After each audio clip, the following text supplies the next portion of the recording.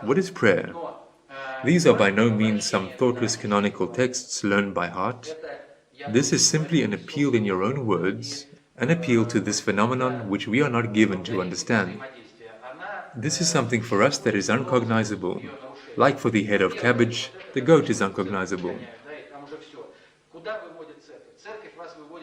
But the facts of turning in that direction, they all come true. I just say this from my own experience, and this algorithmics of interaction, it exists, there are many ways to violate it. Well, the first thing is when a person is being driven to church. Where does the church lead? The church leads you to egregorial levels, but by no means to God. Therefore, this idea is fundamental. Without understanding it, everything else is difficult to understand and perceive. To give some personal examples, this is not very indicative.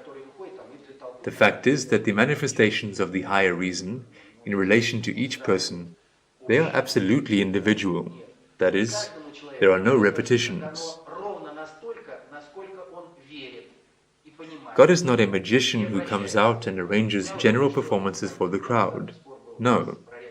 Each person is given this only to the measure that he believes and understands it, and refers to it. Just 3 days ago there was a dispute with the former vice-rector of the Institute of Culture. His life had already made him understand. He had many situations to understand what, from there, works.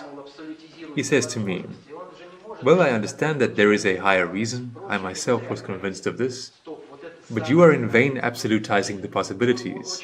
It cannot reach every person." Stop. This is the worst thing.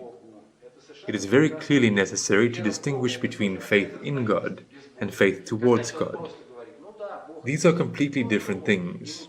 Belief in God is also one of the varieties of godlessness, when a person simply says, "Well, yes, there is a God, but he has no time for me, he has his own things there and I have mine here." All this begins to work only when the person reaches the level of faith towards God.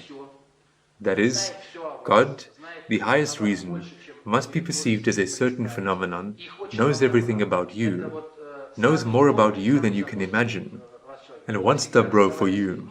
He is the most dobrous, most caring. God always speaks to people in the language of life circumstances.